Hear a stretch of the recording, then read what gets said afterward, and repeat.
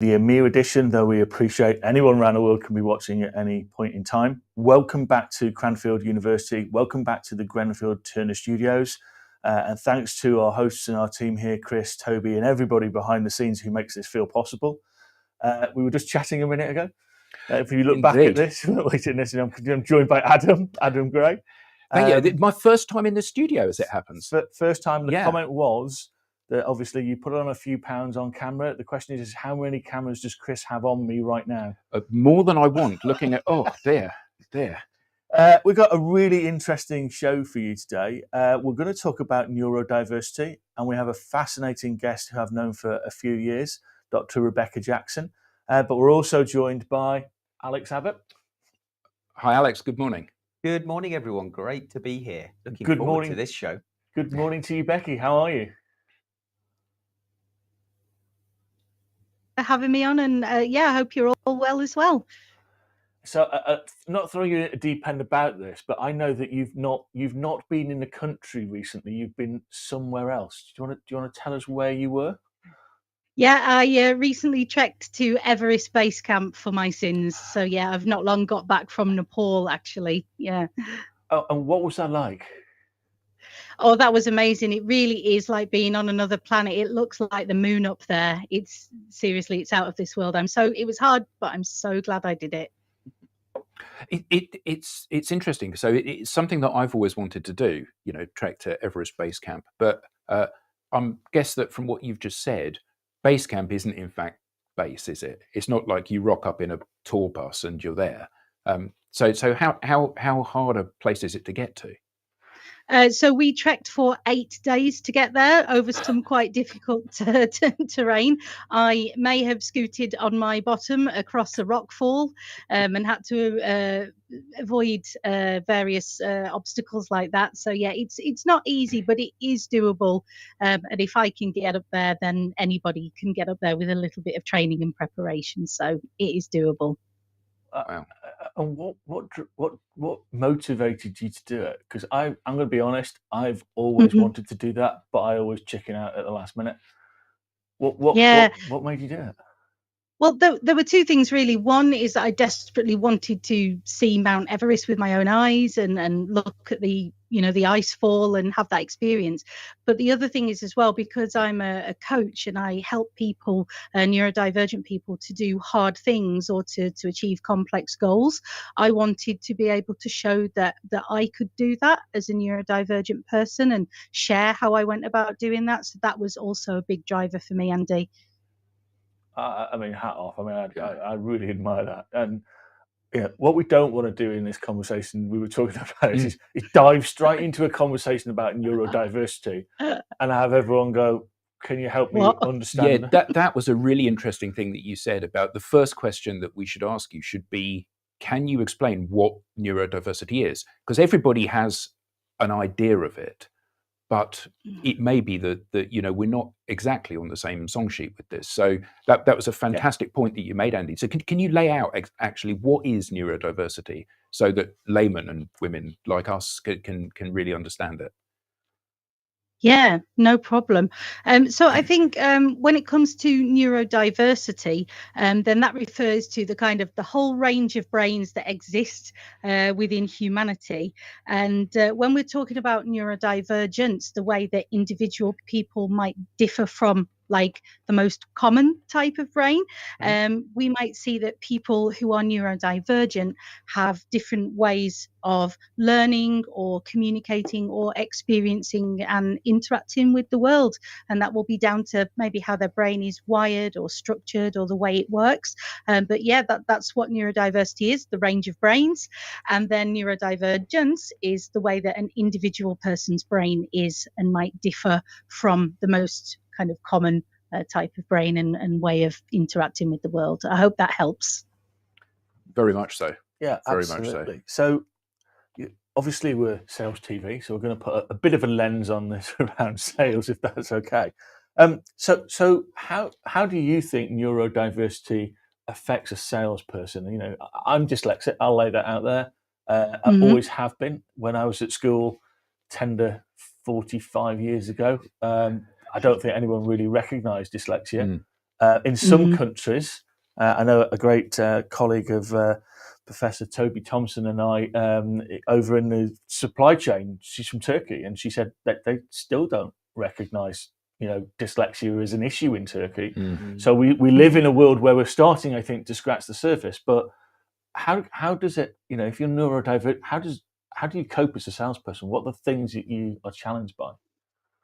Yeah, so it's interesting. So we can look at this in two ways. So the kind of sales environment or being a sales professional can come with a number of challenges for certain people with neurodivergent conditions, and I'll come to some of those in a sec. But also there may be something particular about aspects of sales that actually suit certain types of neurodivergent brains as well. In terms of challenges, I think, for example, I have ADHD, and there does seem to be quite a few people with ADHD in sales positions. And with ADHD, we can often have challenges around things like time management, proactivity, organization, kind of following up on things and keeping track of things. And those are some particular challenges that can not only affect obviously how the person conducts their sales role, but can also affect their well-being and stress levels as well, if they're not able to get or create support with that. So those would be some of the challenges in terms of ADHD. And obviously with dyslexia, there may be challenges around how instructions are given or information is presented, things like that. But really we can look at what we can do to help and support, certainly as leaders, and educate people about how they can help themselves as well where it's appropriate. Becci, I've got a question for you. If I jump in there, I'm a huge supporter of positive mental health in sales, and some of the things that you describe there, I think, well, that's not necessarily a bad thing that salespeople have these traits. They're high performers in some cases, but in many cases, I can't help but feel that those salespeople that are perhaps learning at a slower pace than others are then put under more stress and feel more pressure, and therefore it's affecting their mental health. So you mentioned about providing things for salespeople to help themselves, but what responsibility should the employer have on this? Yeah, so I need to caveat this with kind of saying I'm not a HR expert, but we know that organisations do have a legal and I think moral obligation to support their neurodivergent employees to carry out their work in a safe and comfortable and accessible way. And Alex, the figures are horrific. Like I was looking at a study last week that said that 50% of neurodivergent people in the workplace currently believe they are at risk of an imminent burnout, and about 70% are having a current mental health challenge or an ongoing mental health challenge. And so I think certainly sales leaders, managers do have a responsibility, legal and moral, to take an honest kind of look at themselves and say, okay, is this something that I know enough about? Yes or no? Could I undertake some training, and could I learn what people need and how to have discussions with people about what they need, and the kind of tools and techniques and supports that I can put in place as a manager to help them. And I think it's worth saying that there is nothing that you could do to support a neurodivergent sales professional that wouldn't probably benefit other sales professionals as well. It's really funny that you're saying that. Absolutely, because as I was listening to you speak, I was thinking, Andy, you are forever bringing up output from reports and surveys that have been done about how, this many people in sales are suffering from fear of burnout. This many people have got mental health challenges. This many people are feeling stressed. And I was thinking, we're talking about this, or the initial start of the conversation was that this is a uniquely neurodiverse challenge. And it isn't. This is actually everybody in sales. And maybe the key to unlocking how we make sales a better place for people is to look at how we need to support neurodiverse people and how we can roll that out across the entire sales world rather than just that particular pocket, because there will be learnings to be had, which I'm sure can be widely used here. I'd love it if you could Yeah. share that insight you mentioned earlier, the 50% of salespeople suffering with stress, was it?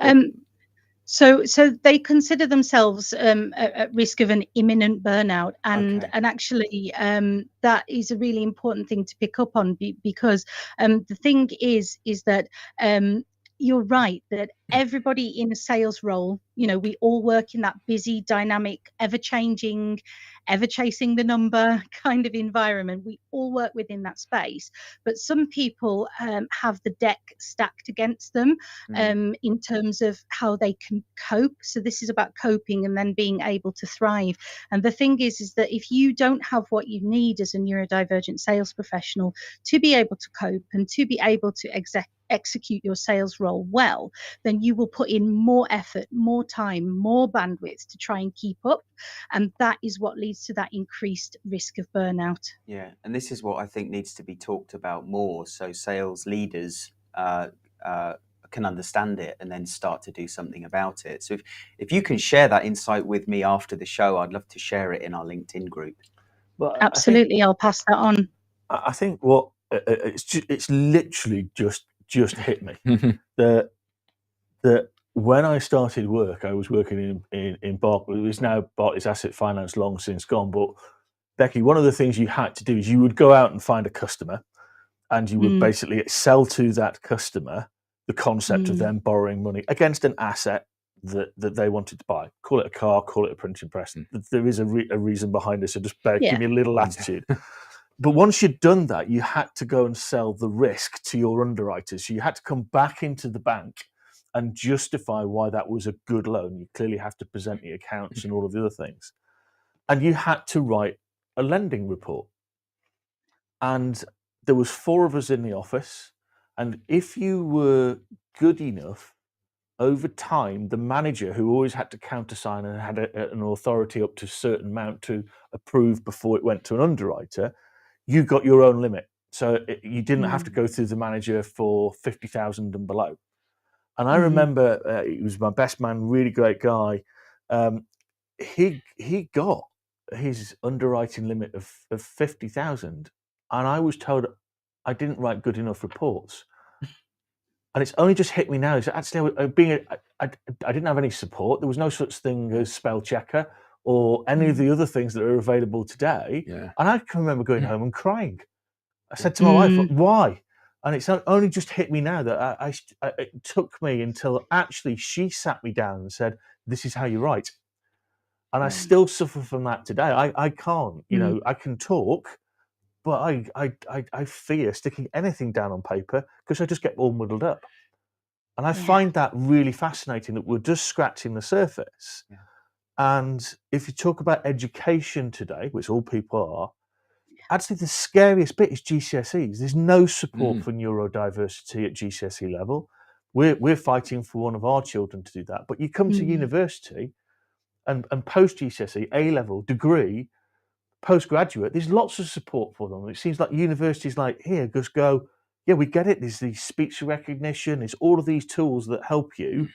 But that bit that gives you the gateway to anything is the hardest bit right now. Well, I think we see this played out so often, don't we? You go to school as education as an example, and the first thing they should teach you is how to learn, and they don't. Like you should be taught how to sell, and you're told, Andy, just go out and sell something. Just go and chat. But we've got a really interesting comment here from Dr. Dale Childs. So he said, I wonder what are the key things that managers can do to help these salespeople manage this? What have you found to be most useful, Becci? Yeah, so I can talk about the job role, and I can talk about the on-the-job learning as well, so that people have the same equity of opportunity in kind of progressing their career. So let's think about how we can support them in the role. First of all, well, obviously that's going to depend on their particular flavour of neurodivergence. And so what I would say is that obviously you can ask people if there's been a disclosure. It's okay to kind of ask people what they might need, and also to get help from HR or occupational health if you have that stuff in your organization to go to. But if it is around stuff to do with how do I execute like the practical stuff and the organizing stuff and the stuff that might not be as interesting and engaging as talking to the customer, then what I say to a lot of sales leaders is, when you're working with and coaching these people, it's not about training them on how to sell necessarily. In fact, they might be quite good at some aspects of influencing and selling already, but it's about helping people to access training or providing workplace adjustments that actually allow them to do the bits of the role that they find more stressful and challenging. So if we take Andy's case, today, if Andy, you were doing those underwriting reports, you'd have access to even free dictation stuff on your phone, like Otter, that could just transcribe things for you. There's a whole bunch of stuff, things like Asana and Pipedrive, various CRM or task management things that can not only help you to capture what you're supposed to be doing, but also flag up to you if you've got a deadline coming or if you've got an action to complete. So I do think, we've not even plumbed the depths of what, practical tools or AI can do. But at the same time, if somebody works best on a piece of paper because that's what they can see and understand, then the technology you need to encourage them to use is a piece of paper. So it really depends on them. But Becci, it's this. I think there's this undervalued term that's used called psychological safety. Sales leaders talk about it, but do they actually provide that so that salespeople can feel safe enough to say, do you know what? I'm really struggling with this report. I'm really struggling with writing this RFP, this 50-page, RFP, request for proposal. So what, and I know Andy's talked about this before on previous episodes, but what is psychological safety, and how would a leader, a business go about creating that for their salespeople? Yeah, so psychological safety, really, just broadly put, is kind of setting up the organizational culture and the individual interactions that you have with your sales professionals, so that they feel that they are able to disclose things or discuss things, say, to do with their neurodivergence and their needs. And of course, we can imagine that, high trust would be a crucial component in helping that to happen. But in terms of like practical things, there's two ingredients that I think is super important. One is disclosure from leadership, as long as it's safe and comfortable to do so. So I encounter sales leaders who are in their 50s and 60s who know they are dyslexic or know they have ADHD, but they're frightened to say, they haven't told anybody. However, if I was 23 and just come into sales and I'm struggling, if I saw my big boss that I admire being open about their struggles and challenges and strengths, that would encourage me to do the same. So that is one thing. But the other one, I think, is having a coaching culture, having a culture where it is normal and expected for people to take time away from the kind of busy humdrum of the sales environment to actually reflect on what their goals and desires are in their role and what they need to be able to get there. So I think those two things are really helpful in promoting that psychological safety and getting the topic out there in the open for people to feel like it's normal to talk about. This is a question for everyone. I'd love to get Andy and Adam's thoughts, but do you think it's okay for the sales leader that is cracking the whip from a forecasting perspective to also be the coach? It's a great question, actually. How do you do? And I just want to add, but give Becci some time to answer that. A great friend of mine, I really admire him, Paul Devlin. He's now a company. He did something in a previous organization, very big technology company, where he said to his leaders and managers, no one gets a bonus unless everybody hits 100%. and actually to achieve that, your mechanism is coaching. Yeah. And what he found is, So my bonus Yeah. is absolutely reliant on you achieving your number, Yeah. not just me. I mean, Yeah. that's a fantastic way to build a team, isn't it? But what he found is it takes 6 coaching interventions for you to believe that it's not going to come around about the number. So this is not a forecast inspection. It's not a deal inspection. It's about you, Adam. And so actually, you're going to be looking at me 6 times, 6 months, and you're going to, at some point, Andy, you're going to go back to normal and go, well, where's the deal? Now, he managed to change that, and the individual stuck on the journey. But Becky, I'd love now to hear your answer. Now I've given you a little bit of breathing space to think about that, because it's a bit of a sticky conversation, that one. Yeah. So there's 2 things I'd like to say. I think interesting to just throw in about that kind of way of structuring the incentives. That could be really motivating for some people, but it could be terrifying for neurodivergent people who perhaps would worry that they would not be able to keep up and they might let their team members down. And so when we're thinking about incentivization, it can be worth looking at, is this going to lead to, increased stress or burnout for anybody in the team due to their ability to kind of deliver on that. But in terms of what was the other thing that we were talking about before then? Sorry. Coaches, and whether the manager can actually coach, or should they be doing the same thing? Yeah, so it's perfectly possible, and indeed can be highly effective for a manager to take a coaching approach to dealing with the numbers, the forecast, the pipeline, things like that. But I think what's really important is contracting and signposting, and that can look like saying, here's what this conversation is about, and here's what hat I'm wearing today with you. And then, at different times saying, okay, today it's training, or today it's mentoring. So kind of being really explicit about what you're talking about and what kind of hat you're wearing. That deals with any ethical issues around that, cracking the whip and coaching. But also it makes it very clear to a range of brains what's happening and why, so that they can understand and engage with it safely, have that psychological safety. So it can be done, but just signpost what's going on and why. So I think let's be slightly controversial. It appears it appears a bit hard. So if I'm a sales leader, it's a lot easier to try and skew my interviewing to people who aren't dyslexic, aren't neurodivergent, and go for the standard superstar. Why is that a bad decision? Because I think it is, but why is that a bad decision? So are you saying, Andy, like as the coach, it's easier to just, pick your top performer, or pick someone who's coachable, or pick someone who doesn't have any, neurodivergent challenges, maybe go for the low hanging fruit? In the interview processes, we've all talked about the bias, etc., of inclusivity, and there's bias around gender and origination and all of these things. And I have my view, which I'll come on to in a minute, from some early work we did very, very early in the institution. But it's probably, isn't it just easier to kind of screen these people out in the interview process and not have them in your sales force, and just not have the problem?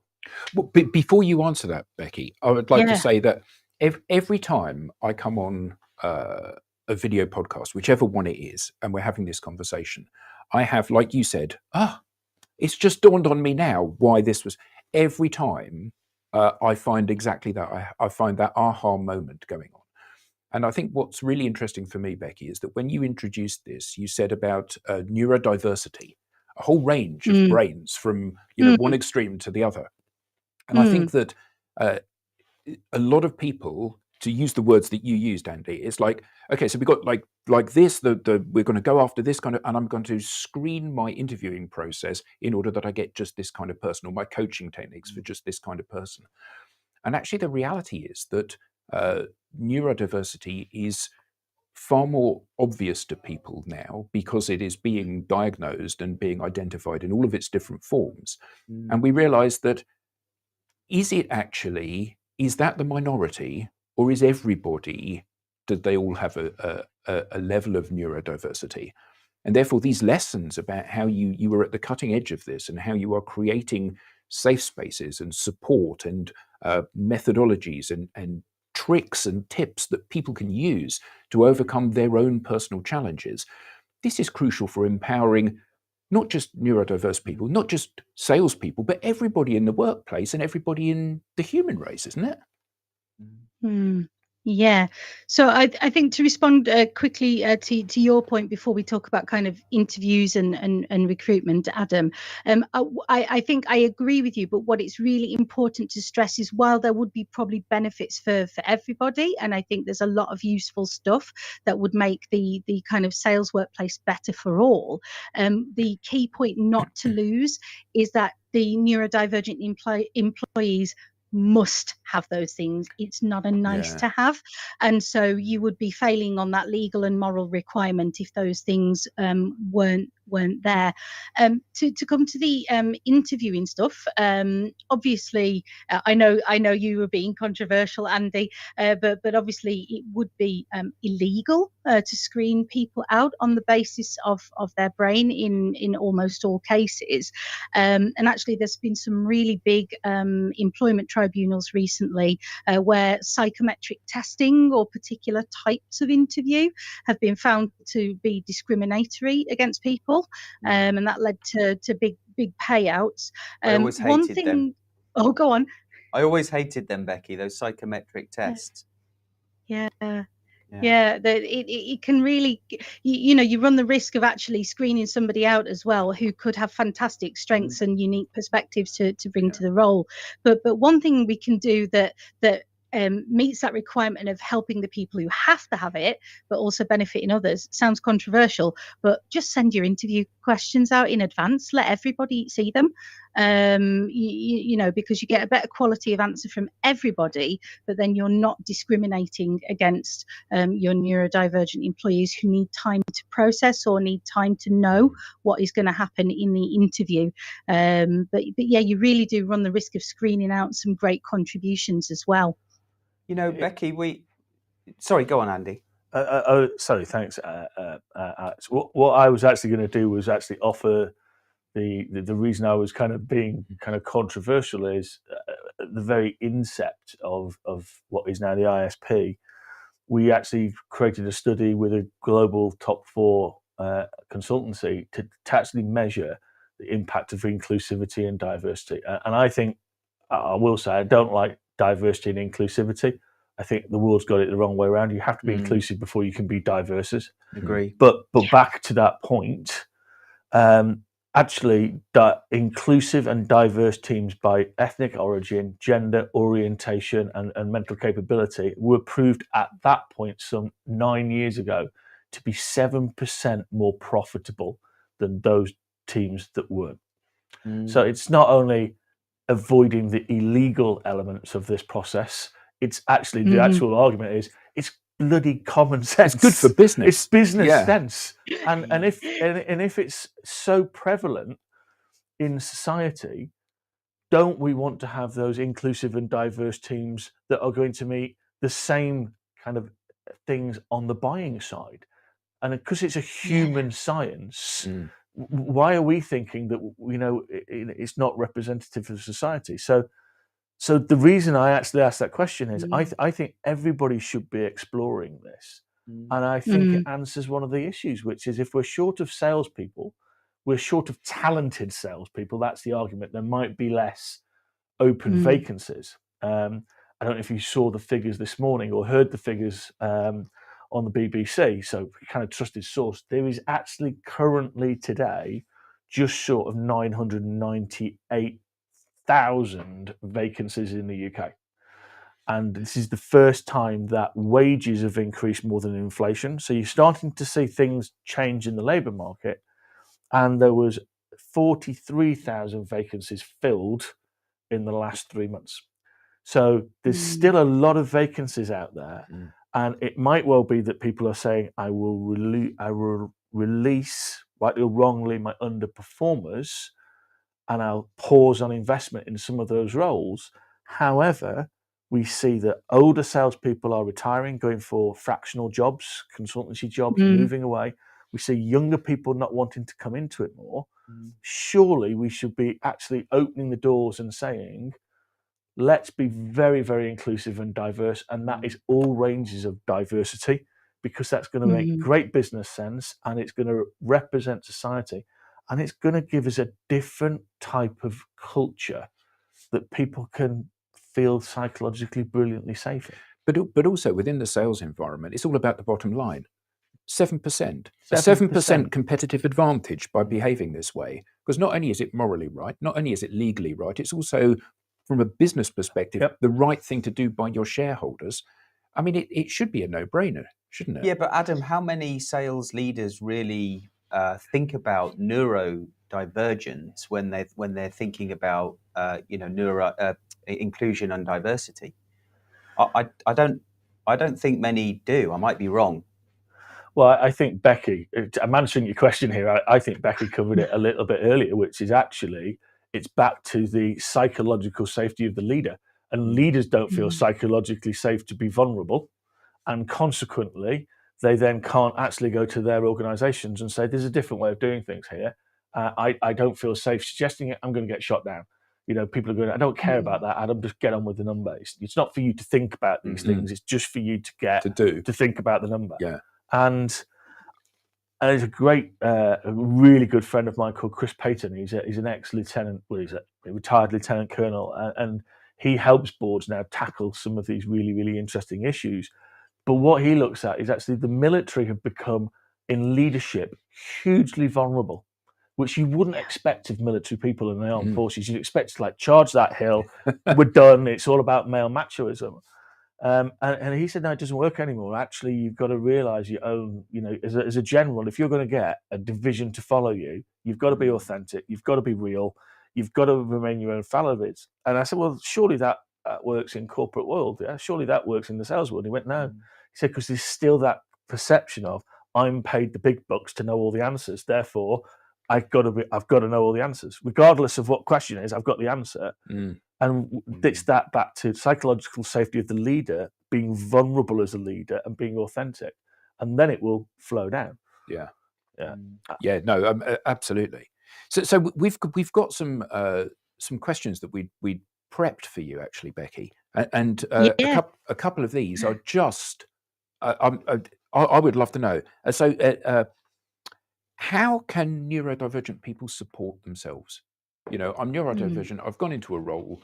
What should I be doing in terms of support, or what help should I be asking for from the team, the leadership, the organization, in order that I can be my best self and I can feel that I'm really a contributor to the team?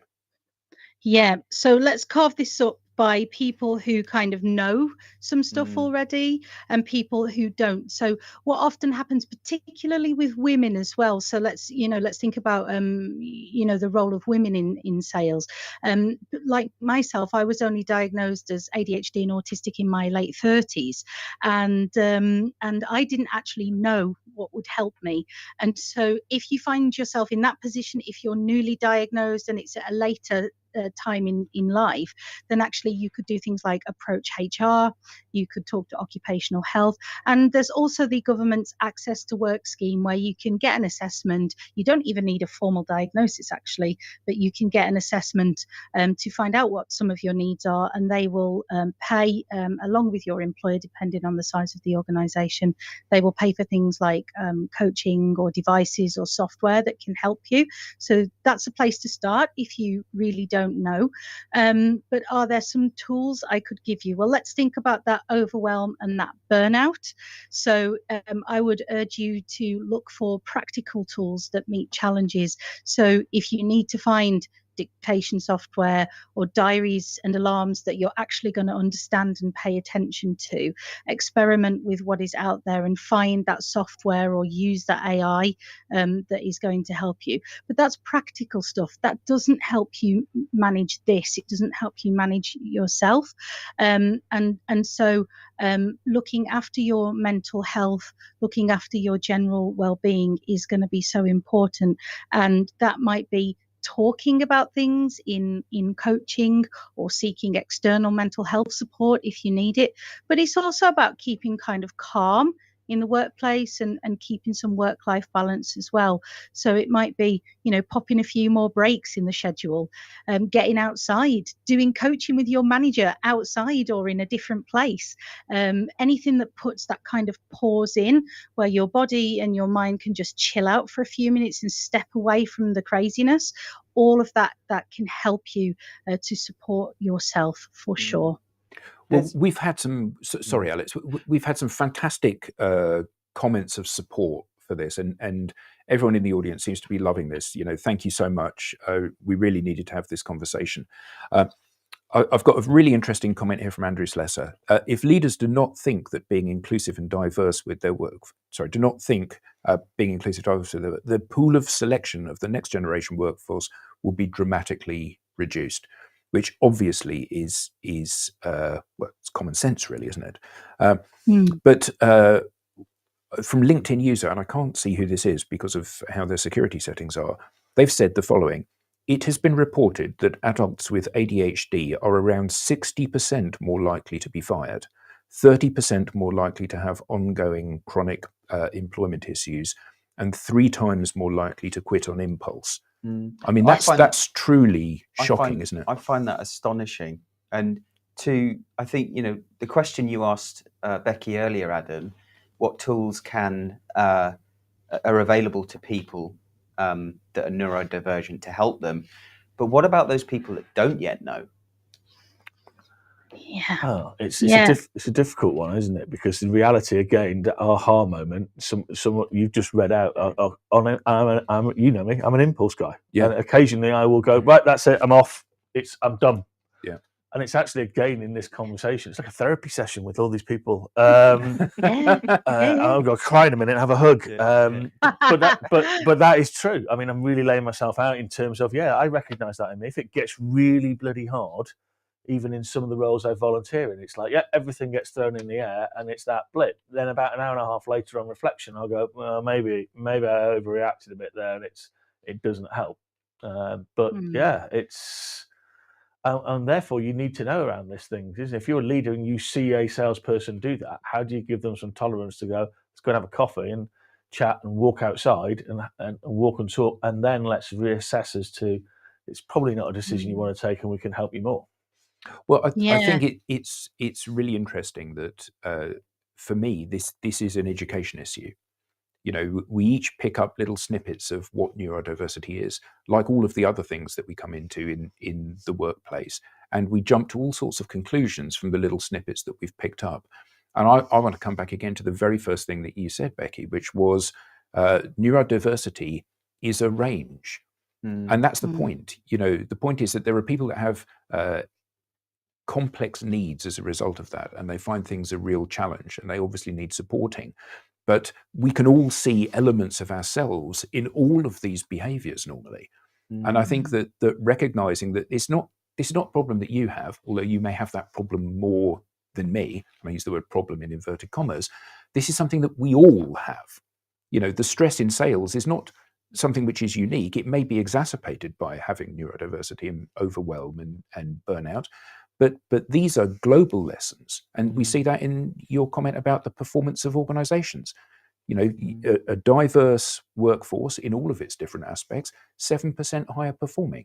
I mean, this is obvious, isn't it? It's really interesting because Toby, who runs the Grenfell studios here, centers on executive development. It'd be really good to get him on actually and talk about what trends he sees, particularly in sales organizations. Because again, another ha-ha moment, a sales leader will go, well, I'll try and find something for my sales managers to develop on and courses and training for them to go on. And we all know that there's the avalanche downhill to sales people get X amount of training to fix normally a corporate problem. But actually, how many senior C-suite leaders go, where's my development? Where do I go off to and enhance and develop my skills? Because I managed before the pandemic and I thought I knew what the world was. Now I've been through this pandemic and whatnot. And I think that answer, I'd love to get Toby's insights on that. And I think that answer is probably down towards 0. I get emerging people will go through MBAs and do various things like that. But actually, when does the C-suite person go away? and go, I want to talk to other C-suites and figure out, they might have a coach themselves, but actually when's their space to go and look inside, creating psychological safety? So Yeah. we've had another great comment from Jess Flack here, which is, don't forget that there are neurodivergent superpowers, ways of working that are incredibly impactful. And I think, again, you know, nowadays in the modern world, the leaders need to be able to identify those superpowers and promote them and embrace those, rather than trying to force people into a box. You know, that's just the way it is. And you're absolutely right. You know, it is about learning these new techniques of managing and getting the best from people. Oh yeah, I mean, Becky, you know, give you 2 seconds to thought, but I was told that I scared the living bejesus out of most people, because they went, because your brain works in such a way, you see things and the connections of what is possible far quicker than anybody else does. So everybody else sits in the room and goes, "Where's he going? What's he just said?" And I've got no idea how we're going to get there. Becky, what are your thoughts around that? The superpowers and Yeah, so the superpowers kind of framing of stuff is an interesting one.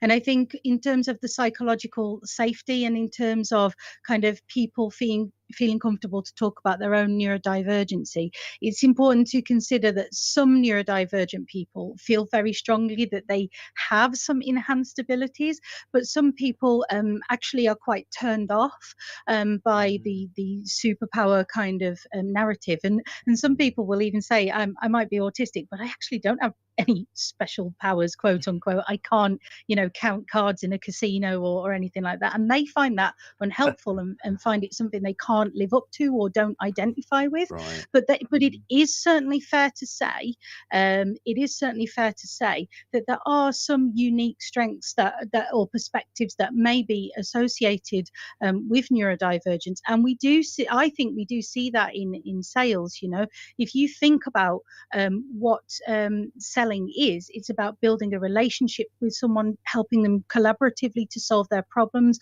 coming up with those ideas like you described, Andy, in the moment that nobody else is going to offer. Surely, if you could recruit someone who could deliver that all the time or most of the time without burning out, obviously, then you would want that.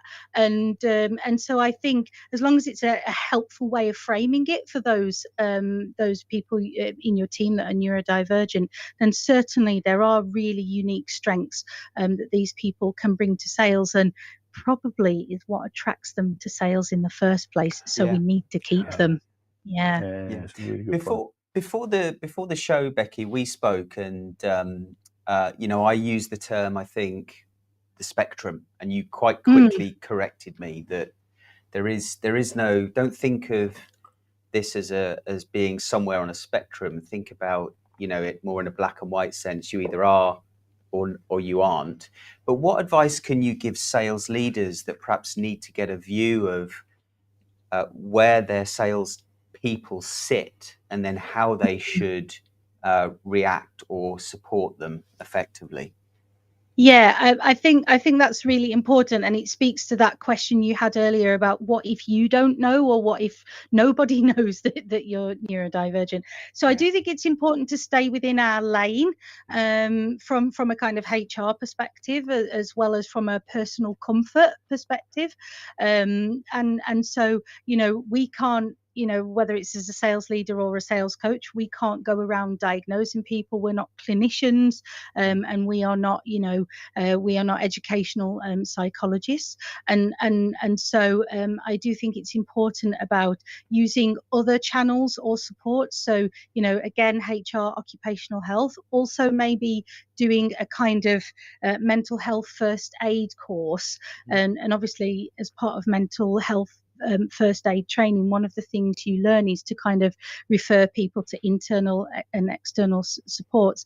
And if somebody is struggling as a result of their neurodivergence, one of the first indicators that they or anybody else may notice, this is what happened to me, it's how I got diagnosed, is they will experience a burnout or some form of really poor mental health, like depression or anxiety. And so even if you don't know, or they don't know, whether that has been triggered by unmet needs from neurodivergence, you would still advise them to, see occupational health and go to the GP. And so just taking that general caring approach and referring on to other supports is what you would do. And then with luck, because things are improving, but with luck, somebody will eventually say to them, and this needs to happen more often, but someone will eventually say, have you considered that you might be autistic, or have you considered that you might have ADHD? Let's look at that. And then somebody else will carry that for you to make it easier on you. Yeah. Becci, we're unfortunately at time. I think we could go another hour on this. I was just thinking what a thrilling show this has been. Yeah, Absolutely great. fantastic. So, Becci, thank you so much for coming on. You're so welcome. Brilliant. Alex, thank you. You're welcome. Adam, it's been great to be on the sofa. Your sofa duck has now been broken. Indeed it has. Thank you. Thank you to Chris, Toby, David, and the entire team here. We are learning. We hope you love the style of what's going on here. Please give us your thoughts about what you want to see going forward from SalesTV.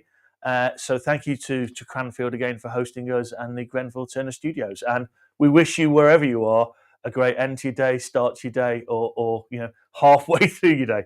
Thanks for watching. Have a great day. Thanks for